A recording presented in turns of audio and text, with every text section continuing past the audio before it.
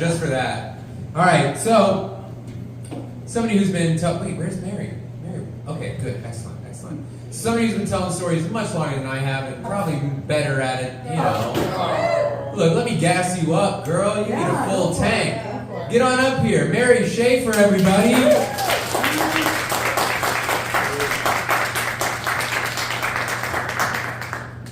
He is freaking amazing. I'm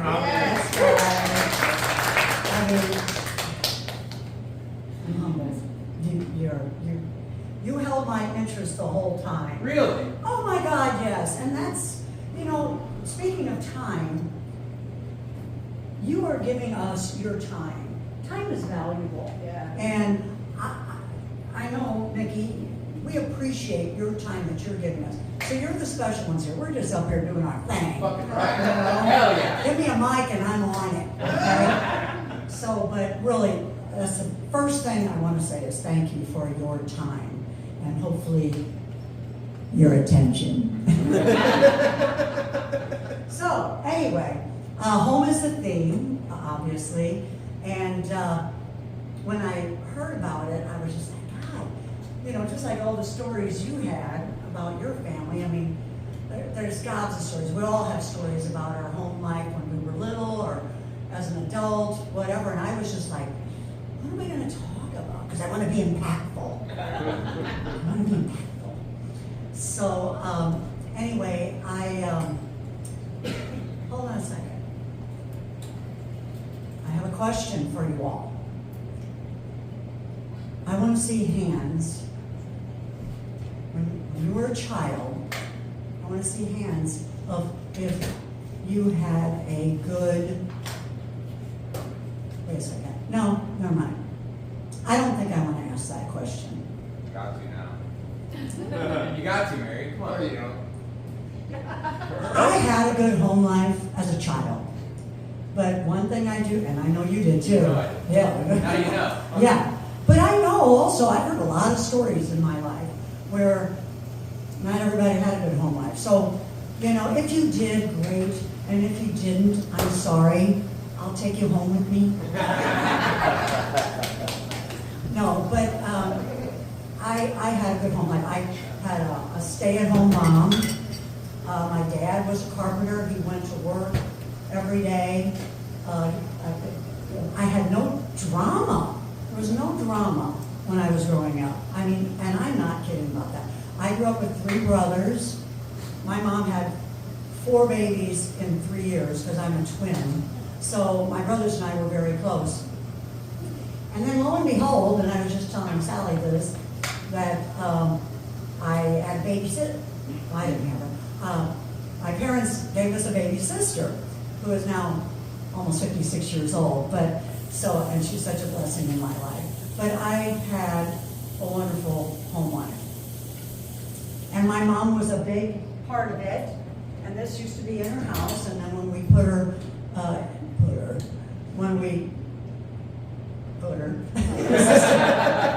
in assisted living, this was outside her door on the shelf. Home is where your mom is. And my mom was my be-all and all. I didn't call when I missed home. It wasn't like homesick, it was mother sick. I miss my mom. She was, when I was growing up, she was everything to me. As I got older, and I got a mind of my own, it was a little more difficult, like it is with all teenagers, and as you grow up, you get a mind of your own. My mom was very traditional, so, but we held on, and I took care of her, like I was just telling, what's that your name again? Lauren, that's it. I was thinking Heather. Ain't that right? Right. But, the last year of her life, was trying and frustrating and maddening and loving, and it was all that. But one time that I want to tell you about was I went to go see her darn near every day. I think out of the 5 months before she passed, that she lived there, I missed maybe a handful of days. But the one time I went to see her, I was feeling very loving towards her, more than usual. And I remember we sat out on the front porch. It was a day like kind of today was. It was beautiful. And she was sitting in her wheelchair, and I was sitting in the chair next to her. And I had my hand on her arm. And I knew Mom wasn't going to be with us much longer. I just knew it. And it was my home, my mom. And so anyway, that's that story. Okay, carrying on here. But then I want to tell you about my youngest grandchild. His name is Andy. He's 12 years old now. And the reason I'm telling you is just because of what Sally told me about you little, Nikki you never knew what was going to come out of your mouth, I think is how you might phrase it. They say that about me, though, too. But anyway, it's beside the point. But Andy is something else. But this happened about 6 years ago. I was at their house, and I said, hey, let's take a selfie. Take a selfie. I showed him a picture of my phone, and I said, look at this, Andy. Something with the lighting, it was perfect. I said, look, Andy, my face looks like it has no wrinkles. And Andy, God love him, Grandma, your real face does.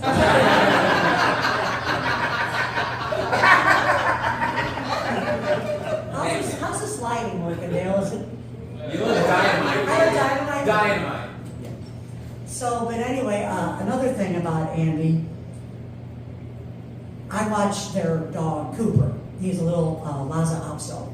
And they brought him over, and they didn't have a collar on him. So I had my dog's collar, I just kept it because he died in the early 2000s. So his name was Alex. So I put Alex's collar on Cooper. Are you with me? Yes. Did I lose you? No. A little. I'm slow. Okay. So anyway, so they went home, and Cooper had Alex's collar on. And that was my one remembrance of Alex. And he was a Shih Tzu. Alex was. Anyway, so one day, like a week or two later, I was dropping Andy and his sister Abby off at their house, and Cooper was barking at the fence, and I noticed he had the collar on. And I said, now you know that when Cooper dies, I want that collar back, because I wanted it as a keepsake. And Andy, as serious as a heart attack, he said, Grandma, I don't mean to be mean, but you're probably going to die before Cooper dies.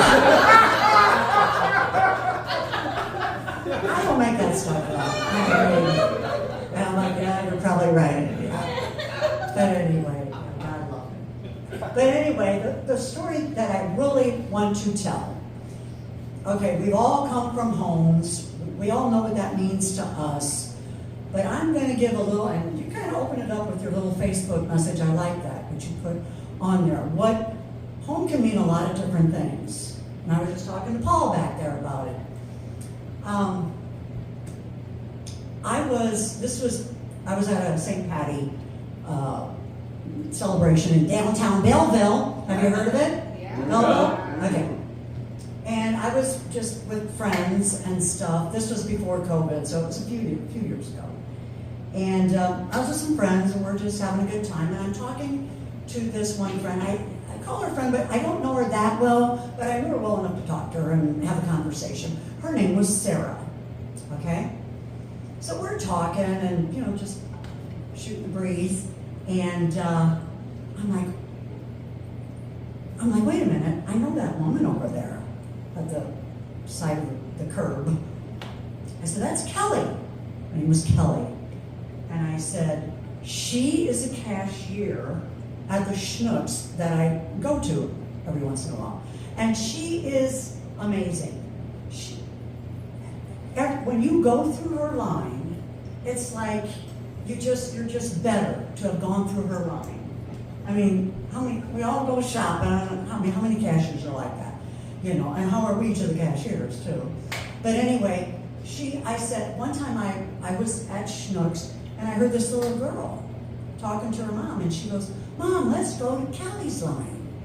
And I'm like, and usually kids are, am I going to get a candy bar? Or, you know, they care about that. They don't care about the cashier.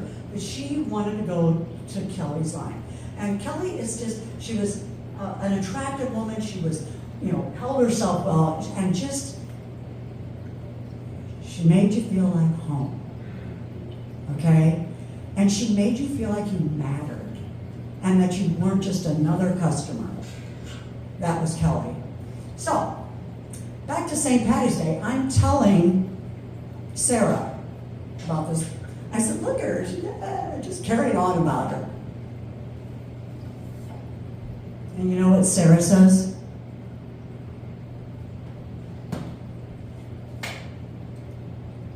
That's my mom. No shit up. That's my mom. I'm like, I'm glad I wasn't talking smack about her.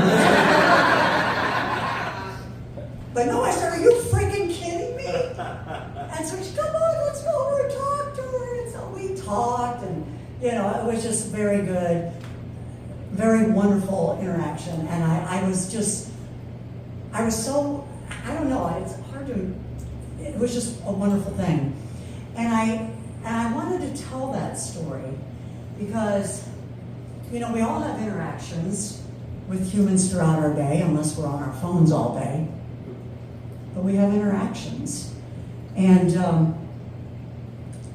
like, let's have a show of hands who got something back here from Mark. Who got something? And how did you treat Mark? You don't have to answer that. But Very well. they were all good, right? Very well. Very well, okay.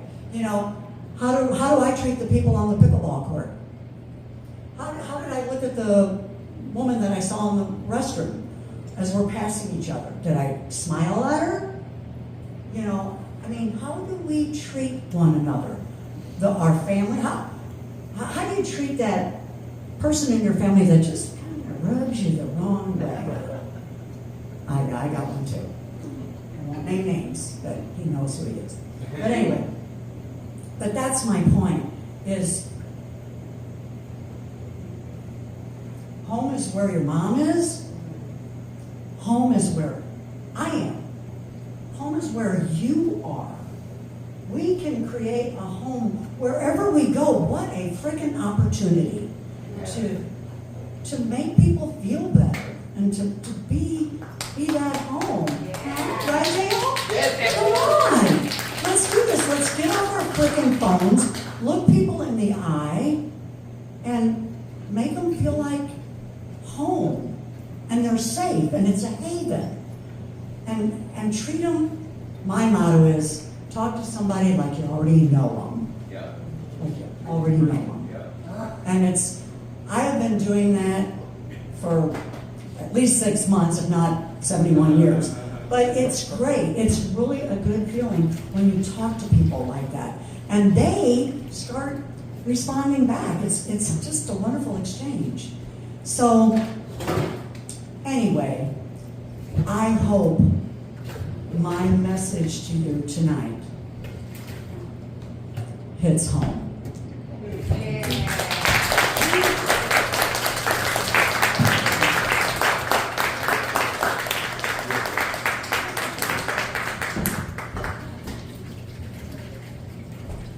Damn. Impactful, right, folks? Oh my God! Impactful. There's a whole. I'm glad you.